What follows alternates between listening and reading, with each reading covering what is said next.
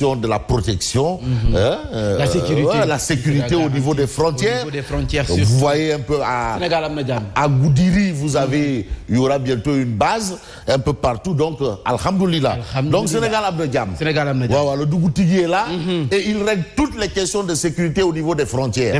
Voilà, le Dougoutigui. Voilà. Et ton ami Jack Bauer, on l'entend plus. Non, Jack Bauer, c'est que Jack Bauer, il n'a plus d'activité. Non, mais et puis tu sais, quand on sort du bourg. Non, attends, Jack Bauer, si tu vas à Dakar, c'est là où tu te rendras compte que Jack Bauer, nan Kangam, Punkel. Il est Punkel à Tiwawan, Punkel à Dakar Plateau. À Dakar Plateau également. Punkel à Tiwawan, Punkel à Dakar Plateau. Jack Bauer. Alors, à nos amis de Saint-TV l'officiel, Dame Faye, bonjour. Souleymane Boch, Diagna, depuis France, il y a donc Aminata Bel Ami, Massamba Tchoron Diaye, duo de choc, merci. Aminata Doukouré, Fama Abba Tina Dimen et puis Badara Semben. Merci à vous. Le temps de recevoir notre ami MD, je vais faire un bonjour fraternel à Baskébé, le chante de la protection des enfants. Lui, quand tu dis protection des enfants, il est premier. Oui. Voilà, Baskébé. Voilà, Baskébé, l'homme de Keur Madiabel. Et de Lumberwili. Ah oui, Baskébé. Alors, l'incontournable maire de la Médina également. Ah non, Bamba Fall. Ah non, Bamba. Partout, évidemment. Non, Bamba. Mais Bamba, Domouyale. Ah bon? C'est l'enfant de Dieu. Ah non, Bamba, c'est l'enfant de Dieu. Ouais. Le maire le plus proche de la... Je salue la Médina. Les gens de la Wa Médina. Bamba Family. Il y a Bamba Family. Ah ouais, il y a des gens de tout âge. Les jeunes, les vieux, tout le monde. Bamba Family. Wa Gibraltar. Gibraltar. Ouais. Bamba Gibraltar, Bamba partout, Bamba international. Mais il faut saluer les réumistes également. Ou désormais on parle de Alliance pour Réumi. Mais vous allez voir Maître Djibril War. Ah, il s'est prononcé. Ah oui. Tu sais, lui c'est le timonier. Non, Maître Djibril War, pour lui, c'est la réconciliation de la grande famille libérale. Sans exception. Donc Karim Meïssa Wade doit être là. De retour. Il doit être là. Non, il a dit sans exception. Quand tu parles de la grande famille libérale, c'est Abdoulaye Wade, Pabi. Maintenant, Pabi, il a fait ce qu'il a fait. Ah oui, la grande famille libérale. Non. Également. Non, que ce soit de la partie. Ou tout le monde, sans exception. Aïda Ndiong. Ndiong Wallo. Ndiong de la partie. Non, Wallo là. Ndiong. Ouais, mais comme Worey Sarr. Comme Aïda Mbodj. En tout cas, ça s'annonce. Je vais dire un bonjour à Habib Niang, mon ami Habib Niang. Ande Soukali Sénégal, ak Habib Niang. L'homme social, que pour le social, il ne voit que social. Et aujourd'hui, il bénéficie d'un ralliement tous azimuts. Ah bon? Ah oui, Habib Niang, il fait un travail de souterrain. Ah oui, c'est le futur maire de Thiès Nord. Futur maire. Merci à vous. Il l'est déjà parce que ce qu'il fait, il fait plus que le maire actuel de Thiès Nord pour les populations de Thiès. Ah ouais, étudiants et tout le monde. Maintenant changer de cadre pour la revue de Absolument. Bon, on va commencer par le journal Tribune. Et je disais tantôt, la Tribune met les pieds dans le plat. Pourquoi faire? Eh bien, pour parler de ralliement d'opposants, affaire Karim. Ah oui, ralliement d'opposants. Parce qu'aujourd'hui, tu ne peux pas parler de la politique au Sénégal sans évoquer Karim Meïssa Wade. Le cas Karim. Ah oui, parce que quand même Karim, il est le candidat du plus grand parti du Sénégal. Ah bon? Mais c'est le PDS. Non, APR, moi, succursale rek. Ah bon? Non, APR. Vous pensez? Non, APR. On parle d'alliance. Non, attends, non, PDS moo jur APR. PDS moo jur PDS. PDS moo jur ànd xawma suqali soppi xawma n'importe quoi. PDS moo jur les Fada. Le xeesal. waa Kër Fada. waaw. dama ne góor gi. Moi, non, si c'est que góor gi. Libéral. Non. Il a dit aux socialistes, vous avez fait 40 ans. Mais laissez-moi faire 50 ans au moins. 50 ans. On est dans cette dynamique. Hein. Ah, Bayou président Doudou Wade. Magou tonton Daouda Nia. Du Tchomode. Bon, Maître Macky et Idi. Macky et Idi, maître du jeu. Ndeysaan. Voilà Macky et Idi. Mais Mamba, tu te souviens quand Ndeysaan Bamba Fall disait voter neutre. Les khalifistes nous netouillent. Tel, traître. Franchement. Et maintenant, il le rejoint. Franchement. Bamba, il est là-bas dans son petit... de vision. Il est là-bas. Non, quand il dit neutre amour. Oui, Bamba, méchant, traître. Bon. Macky et Idi, maître du jeu. Alors, ils tiennent les deux le volant en direction de 2024. C'est eux qui tiennent le volant en direction de 2024. Et quand vous voyez l'illustration, vous avez Macky Sall, Ndamal Kadior, le leader de Taxawu Sénégal. Taxawu Sénégal. Et le fils de Abdoulaye Wade. Qui est en tournée politique. Le fils de Abdoulaye Wade. Mais on a un autre titre. Dégâts de l'émigration clandestine, l'UCAD et l'UVS lourdement frappés avec 3 morts. Sérieux? Des étudiants. l'UCAD, des étudiants. L'université virtuelle du Sénégal. Ça, c'est une autre lecture. L'UVS, ça, c'est ma MTN. Marie-Théo Pythagore. C'est ça, tu vois, Marie-Théo Pythagore. L'UCAD et l'UVS lourdement frappés avec 3 morts. Des étudiants. Ah oui? Voilà ce qu'on peut retenir aujourd'hui à la une de Tribune. Et puis Tribune parle de pauvreté, chômage, désespoir. Le peuple souffrant attend les remèdes du président Macky Sall. Voilà. Donc on a ça à la une de Tribune. On peut s'intéresser au quotidien. Voilà, on parle de Direct News. Ça, c'est le témoignier de la paix. Direct News. Non, boy Wagou. Non, yo, tu vois même, quand tu sens vrai boy Wagouniaï, vrai Wagouniaï man. Bien habillé. Un vrai Wagouniaï. Wagouniaï. Wagouniaï Manangiri. Grand Dakar. Ça, c'est vrai.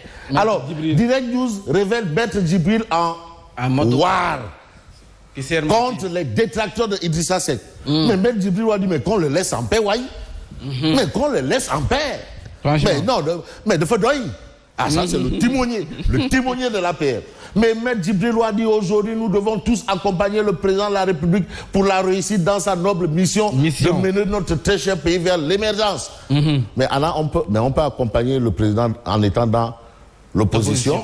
Ah, mais l'opposition accompagne le président à son rôle à jouer. Ah oui, mais dans ça aussi. Mais non. On n'a pas besoin d'être dans le gouvernement. La démocratie, c'est pas la loi de la majorité, mais de la protection de la minorité aussi. Hein. Ah non, l'opposition joue son rôle. La presse joue son rôle. La société civile joue son rôle. Même les Boudjouman jouent leur rôle. Les Boudjouman. Bon, alors, mais si ce sont des indicateurs, les Boudjouman, les indicateurs. Bon. Les pourfendeurs de M. Idrissa Seck ne sont mus uniquement par une gratuité, méchanceté. Maître Wade. Et puis Maître Wade d'indiquer la reconstitution enfin. Tu sais, lui, il a toujours fait la guerre aux trotskistes, aux maoïstes autour de Macky. Lui, et puis qui? Domou Abdoulaye Wade. C'est le pur produit Maître Djibril Wade. La reconstitution enfin de la grande famille libérale sans exclusion aucune. Sans exclusion. Les mots ont leur sens. Sans exclusion aucune. Ndeysaan, Maître Wade. Quand je vois Maître Wade, je pense à comment il s'appelle, l'ancien ministre Diène Farba Sarr.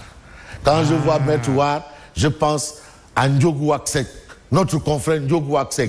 Grand Ndiogou, Chinko. Mais c'était des... Non, il a... Chinko. Ah non, Ndeysaan. La reconstitution enfin de la grande famille libérale sans exclusion aucune de tous les enfants du père du libéralisme. Maître Wade est en train de s'opérer. Donc Maître Wade. Ah, tu sais, Maître Djibril Wade, en tant que président de la commission des lois, mais il avait rendu visite à Karim Wade à Rebeuss. Ah, waaw. Les wadistes rek, waa kër Ablaye Wade rek. Voilà, waaw. Ça, c'est la famille qui l'intéresse. Et MD, fu ñu jëmati. USB. Fu ñu jëmati, USB. Waaw. Ah, fu ñu jëmati. USB et titre. USB, le titre bi. Ah, voilà. Voilà. Bon, donc, on peut s'intéresser à Sud Quotidien. Non, il faut cliquer 2 fois de l'autre côté. Ah là. Voilà. Sud Quotidien parle de conséquences de son entrée dans le gouvernement d'ouverture. FDS et FSDB quitte. Il dit 2019, c'est ce qu'on a là, une bien entendu de Sud Quotidien. Et puis on voit ce que nous livre par exemple l'As Quotidien. Oui. L'As révèle Macky met au pas de charge le gouvernement. Donc c'est au travail. Et puis Thérèse Faye, nouvelle administrateur général du FONGIP. L'As Quotidien considère que c'est une consécration. En fait, elle a le mérite. Mais le problème qui se poserait, selon par exemple... Donc elle quitte la case des tout petits. Ah ouais, non, elle quitte la case des tout petits pour aller la case des moins petits. Elle quitte un peu la case des tout petits. La grande section. Pour aller... elle quitte la petite section pour la grande section. Voilà. Elle avance, c'est un pas en avant. Mais on peut s'intéresser par exemple au journal Vox Populi. Vox Populi. Au journal Vox Populi, titre... Au journal Vox... Voilà. Encore Fabrice qui se perd. Non, je me plante là. Titre. On peut voir le journal Critique. Critique, oui. Le journal Critique d'indiquer erreur de casting au FONGIP, c'est une interrogation. Erreur de casting. Nomination dans l'appareil d'État, erreur de casting au FONGIP. Alors, émet des réserves, Critique émet des réserves sur la nomination de Thérèse Faye. Alors, le président plombe la mutation institutionnelle, c'est ce que révèle Critique. Macky Sall promeut ses poulains méritants. Les ministres sommés de contracter avec les DG. Macky gâte les docteurs en santé. Relèvement de l'âge de la retraite des médecins et pharmaciens à 65 ans. C'est acté. Ah là, tu vas voir les Gessemers sortir du bois. Non, ils vont sortir. Ah non, ils vont sortir du bois tout de suite. Ah oui, parce que c'est leur combat aussi, hein, les Gessemers. Les Gessemers. Et puis, on a cette information, entretien avec le président du CNG de lutte, les derniers coups de poing de Ali Ounsar.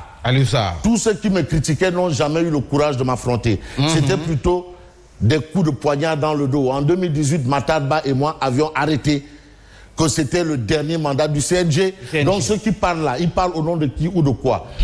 Voilà, ben, quand on essaie de voir un peu ce que nous livre le quotidien, les quotidiens sportifs, on peut déjà clairement comprendre qu'en réalité, tout est réglé. Bon, on voit Réumi Quotidien. Oui, Réumi Quotidien. Non, le femme Louchéou. On essaie de voir le quotidien Réumi. Non, parce qu'il y a un journal qui donne l'information et le nom de celui qui devrait, par exemple, remplacer Ali Ounsar. Bon, le témoin parle de nouveau gouvernement, Macky Sall fixe ses priorités. Et puis Mohamedou Mactar Cissé, fin de mission pour un brillant soldat de l'État. Et on peut voir... J'ai envie de voir le titre encore. Je veux voir le titre de... Vers la fin.